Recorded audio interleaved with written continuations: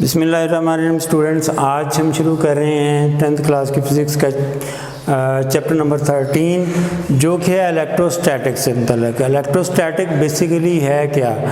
Study of charges at rest, इसको हम कहते हैं इलेक्ट्रोस्टैटिक। स्टैटिक का मीनिंग है रुका हुआ, यानी कि चार्ज किसी जगह पे रुके हुए हैं, उनको हम यूज़ करते हैं मुख्तलिफ पर्पसेस के लिए। तो इलेक्ट्रोस्टैटिक बेसिकली क्या है? Study of charges at rest. अब सबसे पहले हम ये डिस्कस करते हैं कि चार्ज बेसिकली प्रोड्यूस कैसे होता है। Charge is produce by rubbing one neutral body on another neutral body. तो एक न्यूट्रल बॉडी को हम जब दूसरी न्यूट्रल बॉडी पे रब करते हैं तो चार्जेस पैदा होते हैं। अक्सर हम लोगों ने देखा होगा कि जब हम कंघी करते हैं, बालों में कंघी फेरते हैं बार बार, तो फिर उसके बाद उस कंघे को हम कागज़ के टुकड़ों के नज़दीक लाते हैं तो वो उसको अट्रैक्ट करना शुरू कर देते हैं। बेसिकली हर जिस्म जो है उसमें दोनों चार्जेस मौजूद हैं। चार्जेस दो ही किस्म के हैं, यानी कि पॉजिटिव एंड नेगेटिव। तो चार्जेस, ये दोनों किस्म की जो चार्जेस हैं ये हर किस्म के हर बॉडी से में पाए जाते हैं, क्योंकि हर बॉडी जो है वो एटम से मिलकर बनी है और एटम में ये दोनों चार्जेस मौजूद हैं। जस्ट इनके जो बैलेंस है उसको आगे पीछे करने की ज़रूरत होती है, जिसकी वजह से ये एक दूसरे को अट्रैक्ट करना शुरू कर देते हैं। तो सबसे पहले हम डिस्कस करेंगे कि चार्ज पैदा किस तरह से होता है। एक बॉडी का, जब एक बॉडी जो है वो दूसरे बॉडी को पे रब किया जाता है तो चार्ज पैदा होता है। मिसाल के तौर पे हम एक जो है प्लास्टिक रॉड लें, अब उसको जो है इसको जो है रब करें आप किसी, समझ लें कि कपड़े के ऊपर से कपड़े के साथ इसको रब करें और दूसरा रॉड लें, उसको फर के साथ रब करें। अब क्या होगा, इन एक रॉड को आप रस्सी के साथ बांध के लटका दें और उसके बाद आप देखेंगे कि दूसरा जो रॉड है जब उसको उसके नज़दीक लाएंगे तो वो आपस में उसको अट्रैक्ट करना शुरू कर देगा, उसको अपनी तरफ खींचने की कोशिश करेगा। अगर हम उस रॉड को, प्लास्टिक के रॉड को हम एक ही कपड़े से यानी कि दोनों को रब करते हैं, मसलन दोनों को फर से रब कर लेते हैं, तो फिर क्या होगा, अब फिर उसको एक रॉड को आप रस्सी के साथ लटकाएं और दूसरा रॉड जो है उसके नज़दीक लाएं तो वो एक दूसरे को परे धकेलने की कोशिश करते हैं, वो एक दूसरे को अट्रैक्ट नहीं करते। अब यहाँ से इन दोनों एक्सपेरिमेंट से कुछ चीज़ें हमारे साथ हमें वाज़ेह। पहले नंबर पर है कि charge is a basic property of the every body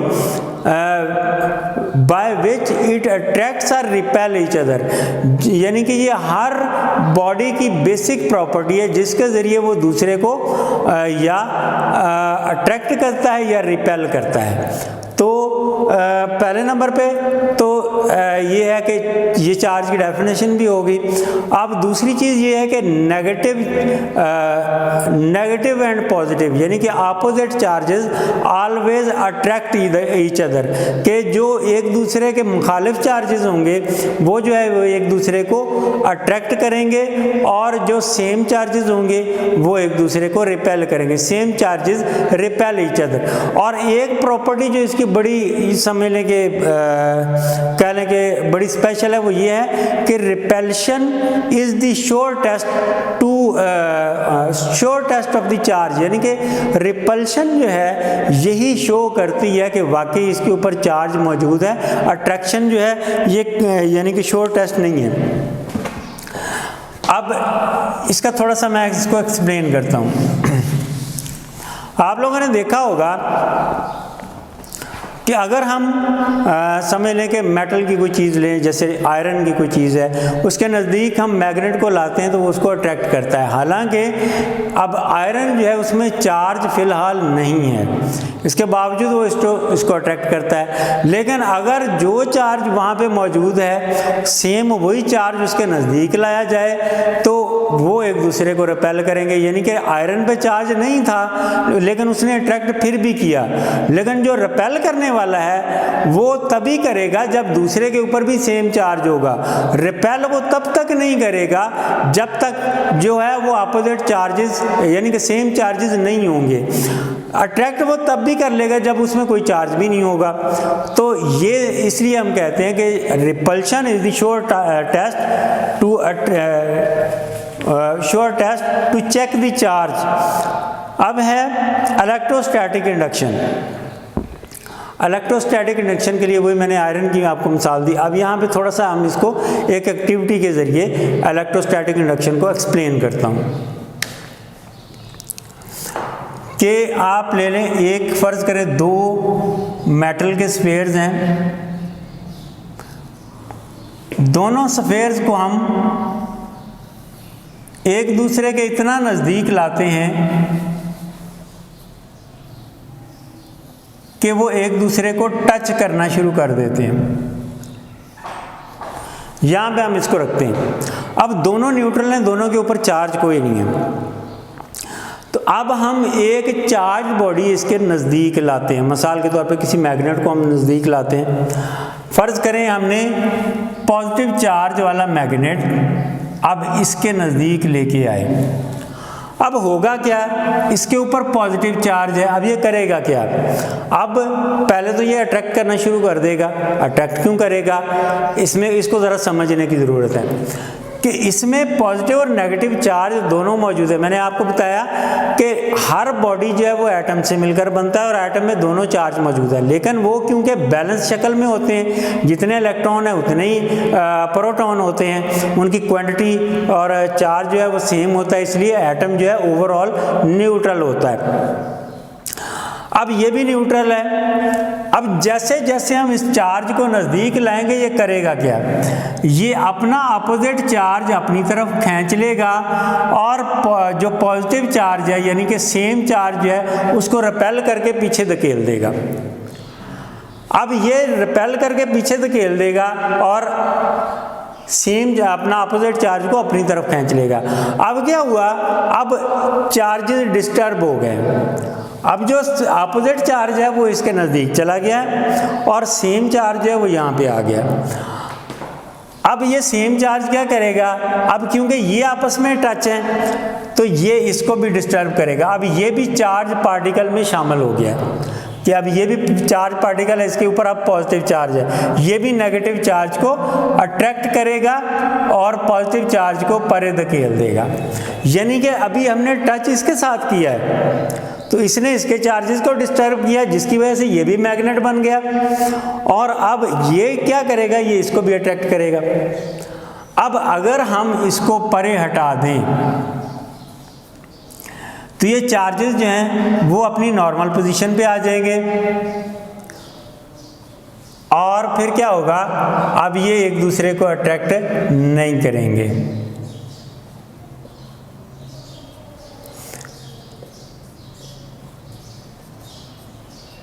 अब ये अपनी न्यूट्रल पोजीशन पे आ गए तो ये एक दूसरे को अट्रैक्ट नहीं कर रहे। तो हम इसलिए इस लिहाज से ये कह सकते हैं कि in the process of charge body, in the presence of charge body and insulator conductor develop positive charge at one end and negative charge at the other end.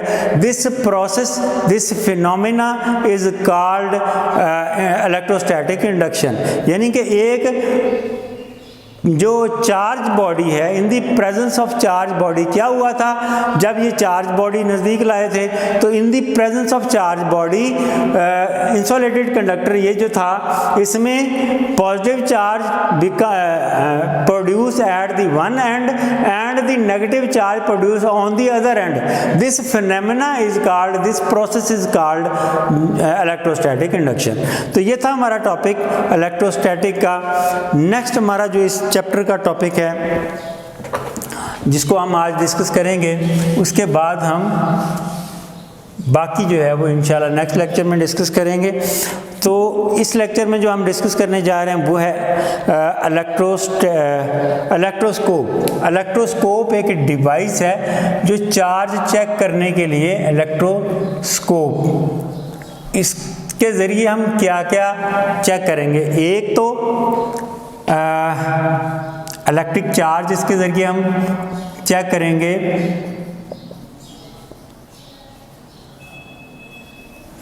कि उस बॉडी में, किसी बॉडी में जिसको हमने टेस्ट करना है उसमें इलेक्ट्रिक चार्ज मौजूद है कि नहीं। एक तो हमने ये टेस्ट करना है, ठीक है। नंबर 2 कह लें नेचर ऑफ चार्ज।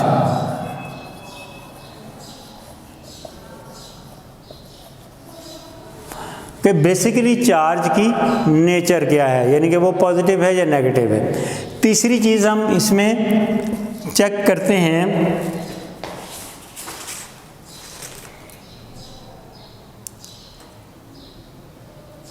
इसमें हम चेक करते हैं कि आया कि ये इंसुलेटर है,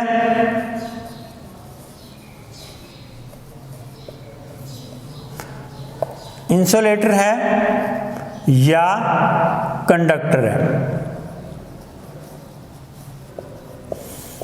अब इसके ज़रिए हम ये तीन चीज़ें जो हैं इलेक्ट्रोस्कोप के ज़रिए चेक करते हैं। पहले नंबर पे तो हम इसकी जो है, इसकी जो कंस्ट्रक्शन है, इसका जो स्ट्रक्चर है उसको देखते हैं कि ये बेसिकली होता कैसा है।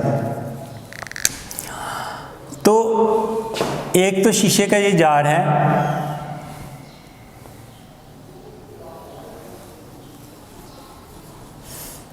इसमें क्या क्या कुछ, इसमें कार्क लगा हुआ है,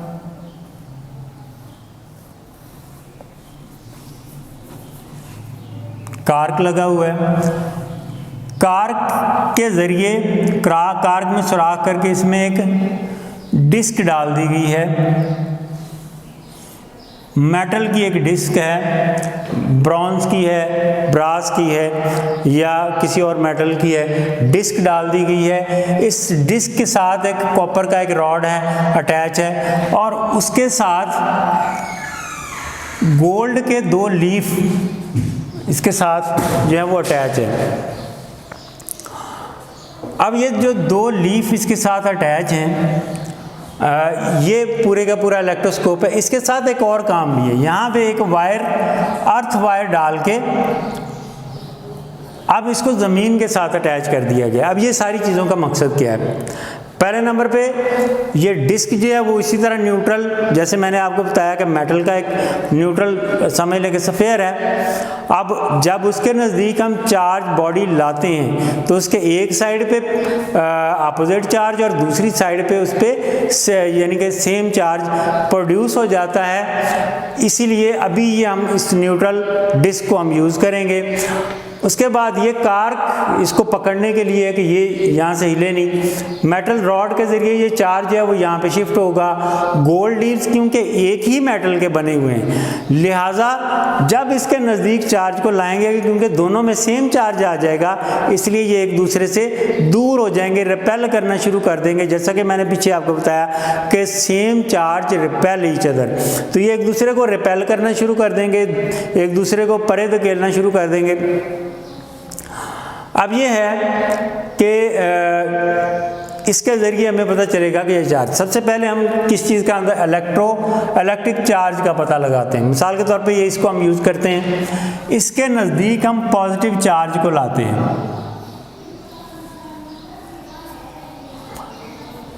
पॉजिटिव चार्ज मैग्नेट जो है वो इसके नज़दीक हम लाते हैं। अब पॉजिटिव चार्ज में जब मैग्नेट इसके नज़दीक लाए तो क्या हुआ, पॉजिटिव ने नेगेटिव चार्ज तो अपनी तरफ खींच लिया, या हम इसको इस तरह करते हैं, यहाँ पे हम नेगेटिव चार्ज रख देते हैं, इसके नज़दीक हम नेगेटिव चार्ज लाएंगे, तो पॉजिटिव चार्ज इसने अपनी तरफ अट्रैक्ट कर लिया। अब अपोजिट चार्ज जो है वो ये उसने अपनी तरफ अट्रैक्ट कर लिया है। अब सेम चार्ज कौन सा है? सेम चार्ज है नेगेटिव चार्ज, और नेगेटिव चार्ज जो है ये परे धकेल देगा। अब ये नेगेटिव चार्ज इसी समझ लें कि रॉड के ज़रिए कहाँ पे आएगा, इन लीव्स में आएगा। इन लीव्स में जब आएगा, मैंने जैसे आपको बताया कि सेम, क्योंकि दोनों लीव्स एक ही रॉड से जुड़े हुए हैं, लिहाजा दोनों जो गोल्ड लीफ हैं वो उनमें दोनों में नेगेटिव चार्ज आ जाएगा और दोनों एक दूसरे को रिपेल करना शुरू कर देंगे। जब ये दोनों एक दूसरे को रिपेल करेंगे तो ये एक दूसरे से मज़ीद यानी कि यूं फैल जाएंगे। फैलेंगे तो हमें पता चलेगा कि ये जो है, ये इस जो बॉडी हम इसके नज़दीक लाए हैं इसमें चार्ज मौजूद है। अगर नहीं होता तो ये बिल्कुल नहीं जो है फैलते और गोल्ड लीफ अपनी जगह पे कायम रहते, तो हमें अंदाज़ा हो जाता कि इसमें चार्ज नहीं है। अब ये चार्ज नेगेटिव हम क्योंकि हम नज़दीक लाए हैं तो इस तरीके से ये। अब दूसरी चीज़, ये अर्थ वायर का क्या काम है? अर्थ वायर या न्यूट्रल इसको आप कह लें। अर्थ वायर का बेसिकली काम क्या होता है? ये ज़मीन के साथ जुड़ी हुई होती है। न्यूट्रल वायर जो भी होती है बिजली में, आप लोग इलेक्ट्रिसिटी का नेक्स्ट हमारा जो चैप्टर है उसमें आप लोग स्टडी करेंगे। न्यूट्रल वायर जो भी होती है वो किससे जुड़ी होती है? आमतौर पे वो अर्थ से ही जुड़ी होती है। अर्थ जो है बहुत बड़ी बॉडी है जो कि करंट को वापसी का रास्ता देती है। करंट को जब तक वापसी का रास्ता नहीं मिलता तब तक आपकी कोई भी लाइट, कोई भी फैन, कोई भी चीज़, कोई भी डिवाइस जो है वो ऑन नहीं होगी। करंट को जब भी वापसी का रास्ता मिलेगा तब वो ऑन होगी। तो वापसी का रास्ता कौन सी वायर देती है? Neutral wire. Neutral wire basically ज़मीन से जुड़ी होती है। ग्रिड स्टेशन में उसको मज़ीद पावरफुल बना के हम उसके साथ ट्रांसफार्मर के साथ अटैच करके घरों में जो वायर्स आती हैं उनके साथ न्यूट्रल वायर्स भी होती है। यहाँ पर हमने अर्थ वायर को इसके साथ अटैच इसलिए किया क्योंकि ये इंस्ट्रूमेंट जो है बहुत ही सेंसिटिव है और हल्का सा चार्ज भी पास से गुजरेगा तो लीव जो है यूं इसका डिफ्लेक्ट करना शुरू हो जाएंगे। तो एक्स्ट्रा चार्ज जो है इसको ये ज़मीन में ले जाती है अर्थ वायर, और इसकी वजह से सिर्फ जो वो चार्ज जो यहाँ से डायरेक्ट इसके साथ जो है वो कॉन्ट्रैक्ट कर रहा है सिर्फ उसको ये शो करेगी और हमें बिला वजह जो है वो इसमें प्रॉब्लम नहीं होगी। तो अर्थ वायर का काम है कि एक्स्ट्रा चार्ज है उसको ज़मीन में ले जाना। तो यहाँ तक तो हमने देखा कि हमने इसमें यूज़ की ये जो डिवाइस हमने यूज़ की, ये चार्ज नहीं है, ये है अनचार्ज्ड। अब नेक्स्ट जो भी हमने फाइंड करना है यानी कि नेचर ऑफ चार्ज, तो ये तब यूज़ करेंगे जब हम इसको जो है वो चार्ज करेंगे। तो इलेक्ट्रोस्कोप को चार्ज करने के लिए ज़रूरी है कि हमने अर्थ वायर का यूज़ करना है। इसके नज़दीक हम यानी कि चार्जेस को लाएंगे और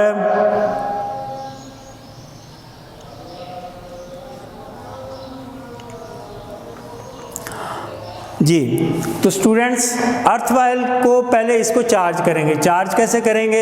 इसके नज़दीक हम चार्ज बॉडी लाएंगे। मिसाल के तौर पे इसको हम पॉजिटिवली चार्ज करना है तो अब क्या करेंगे?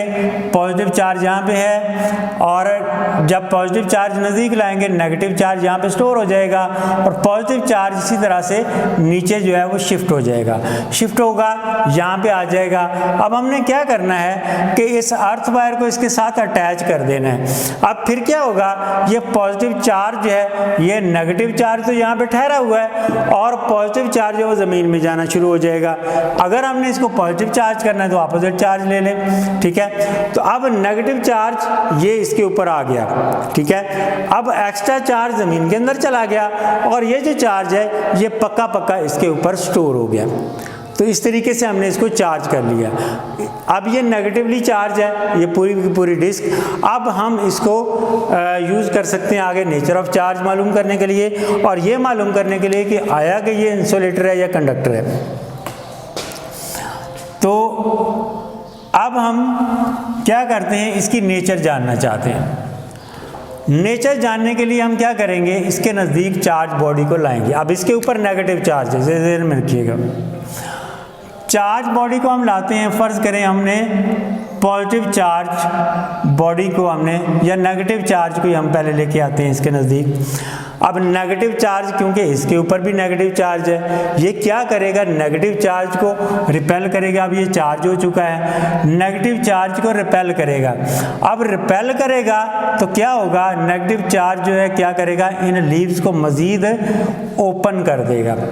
ये जो लीव जो हैं पहले ये एक चार्ज की वजह से फैले हुए हैं, वो मज़ीद फैल जाएंगे, जिससे हमें पता चलेगा कि इसके ऊपर वही सेम चार्ज है जो कि इस डिस्क के ऊपर चार्ज है। अगर हमें पता है कि डिस्क के ऊपर नेगेटिव चार्ज है तो इट मीन्स कि हमें पता होगा कि इस रॉड के ऊपर भी नेगेटिव चार्ज है। फ़र्ज़ करें यहाँ पे हम पॉजिटिव चार्ज को ले आते हैं, तो पॉजिटिव चार्ज क्या करेगा, क्योंकि पॉजिटिव चार्ज अट्रैक्ट करेगा तो वो अट्रैक्ट यहाँ तक करेगा।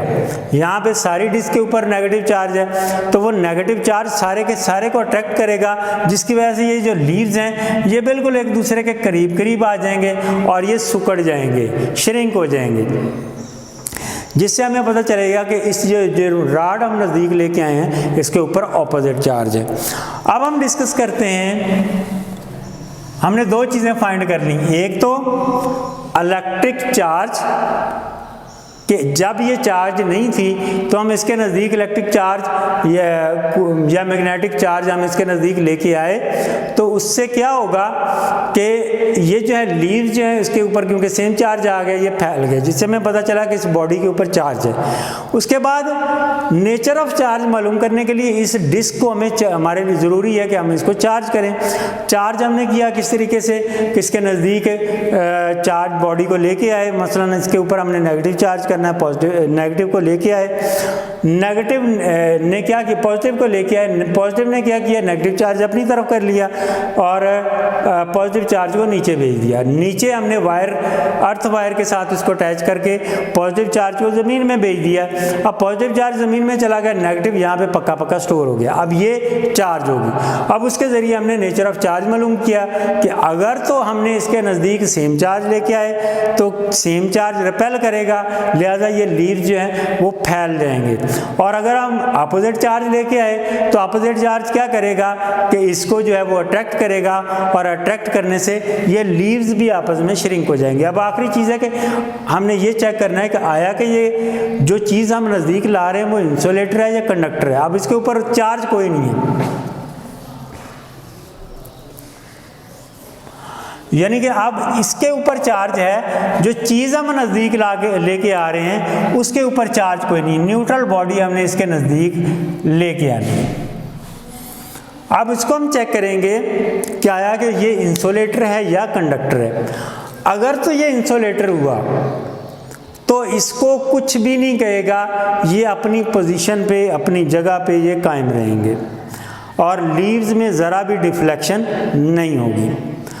अगर ये कंडक्टर है, यानी जिसमें से करंट आसानी से पास हो सके, अगर ये कंडक्टर है तो फौरी तौर पर क्योंकि इसके ऊपर चार्ज है ये एक इसको अट्रैक्ट करेगा। अट्रैक्ट जब करेगा तो इसमें डिफ्लेक्शन पैदा होगी और ये लीव जो है एक दूसरे के करीब आ जाएंगे, जिससे हमें पता चलेगा कि ये वाला जो बॉडी है ये कंडक्टर है। तो ये इलेक्ट्रोस्कोप जो है इसके ज़रिए हमने कितनी चीज़ों का पता लगाया, 3 चीज़ें हमने इसके ज़रिए फाइंड की। एक तो इलेक्ट्रिक चार्ज कि ये बॉडी जो है जिसको नज़दीक ला रहे हैं ये चार्ज इसके ऊपर है या नहीं।